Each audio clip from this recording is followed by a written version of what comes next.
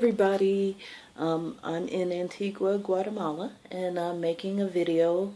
I was asked to talk about the good and the bad and the ugly of my travels so far, and so that's what I'm reporting. The good is the people, not only the people that I meet in the natives, but the people that I meet traveling. So let's see, I've been in Mexico, Belize, and Guatemala. I didn't spend a lot of time in Mexico. I did spend a couple of days, and I do intend to go back and spend a lot more time. I know a lot of people who have traveled through Mexico, and it's not as dangerous as they make you think it is in the U.S. I was afraid to stay in Mexico. Now I've learned not to listen to anybody who's never been there because they don't know shit. And everybody I know thoroughly enjoyed themselves in Mexico City, in Tulum, in Playa del Carmen, all over the place. So don't listen to people who haven't been there. I have some people I met on the road that are going to go, and I hope to meet them there and spend some time in Mexico. But the people I meet in hostels are usually very well traveled, can tell you how to get anywhere, can tell you the best spots to go to, have been all over the world, and they're the smartest, most interesting people I've ever met. And it's so easy. I thought I would be the oldest person, and usually I am in my group, but people are very accepting. If you're nice and have good karma and good energy, it's easy to find friends. I have met so many people on the road, so many friends. I don't know if we'll keep in touch forever, but I enjoy the time that we spend together, and there's some I'm still keeping in touch with. They're awesome. The people of the country tend to be awesome, and I find in most places people are helpful and nice, which I think is just the human condition, and tend to stay to themselves when they don't have to work in a job where they are helping you, but will help you if you need it. And that's just what I met all over the place. I felt pretty safe wherever I went. I was in Tulum, Mexico, and I didn't walk around drunk at night at 3 a.m. I'm not going to do that anywhere, but I walked at night and I felt fine on the main streets. I've walked in the evening in Corozal, Belize. I probably would not recommend that. Belize does have a petty crime problem and a crime problem in general in Corozal, but pretty much a safe place. In San Pedro in Belize, I felt pretty comfortable walking around early in the evening after dark. You know, a lot of people out. If there's a lot of people out, I feel comfortable. In Guatemala, I felt very comfortable walking around even at night in all parts that I've been in because people tend to be out, and they tend to be out and enjoying themselves.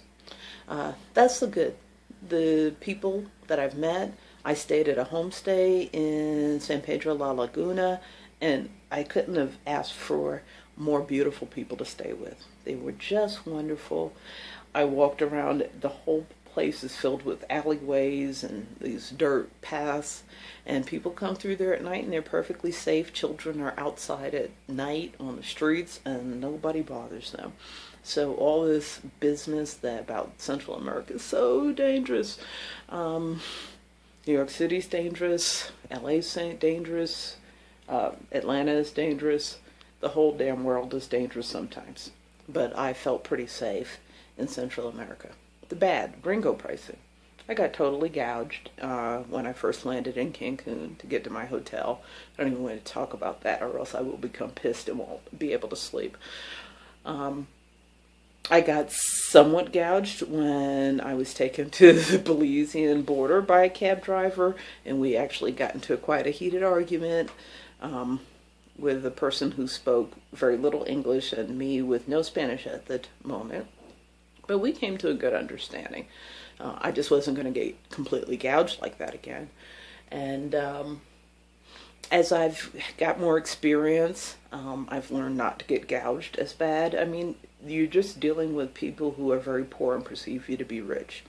And they're not evil. They're just trying to get through and send their kids to school and whatnot. But you're not going to send your kids to school on me, because once the more experience I have, the more I don't allow gringo pricing to really get too out of hand. It's okay a little bit, but not too bad. The best thing to do is to know the price of things before you do them, to inquire of several people. For instance, if I'm in San Pedro La Laguna in Guatemala and I ask a tuk-tuk driver how much is it to take me someplace, he's going to tell me 10 quetzales. I know the price is 5. If I come with a 5 quetzale bill and he takes me somewhere and I hand that to him, he's not going to say anything because he knows that I know. I also ran into that going from San Pedro La Laguna to San Marcos. The captain tried to charge me $20 and I knew it was 10. I usually go around with the exact change, but I didn't have it, and I just sat there and stared at him till he gave me the correct change. The countryside is gorgeous. It's very hot in the lowlands of Central America, and the mosquitoes are out of control. Oh my God. I have never had so many mosquito bites. I think that's why I got sick when I first got to Belize. And it is hot as hell. Okay, don't get it twisted. You're getting closer to the equator. A lot more vegetation, a lot more vermin, all kind of stuff. But it's Central America. When I got to Guatemala City and Antigua and San Pedro La Laguna, a little bit higher up, it's perfectly cool. And pretty much this is the weather in the highlands. It's hot every day. It's cold every day. It rains every day. So, you know, it's just the way it is. I'm going to be going, I think, a little lower elevation, so I'm getting prepared for hot weather. I'm leaving at 4 a.m., so I'm going to stop this video, and I'm going to be going to Coban, Honduras. Kind of a jumping off point for the rest of Honduras. I'll probably spend a couple of days there, a day or two. If it's boring, I'll spend a day. If it's not boring, I'll spend a couple of days. And after that, probably Utila, and do some snorkeling and decide if I want to do a dive certification. So that's what I've encountered so far. Sorry the video is so long, but I just wanted to give you an idea of what's going on. And it's super cheap to stay down here. That's the other good thing. I'm in a private room. It's really, really junky right now, or else I'd show it to you. It's small. I'm in a hostel. I have free breakfast. I have a TV and refrigerator, which is unusual for hostels. I haven't turned on the TV because I'm not a TV watcher, but it's available. I have a refrigerator, and it's the equivalent of $12.65. I am sharing a bathroom. That's something I kind of had to learn to get over. It's so much cheaper. I could have paid twice the amount to have my own bathroom. How much time do you spend in the bathroom? You got your pair of shower shoes. Keep yourself safe.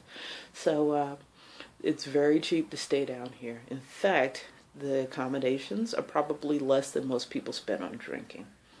Backpackers can drink, honey. All they do is drink, drink, drink, and know how to party. So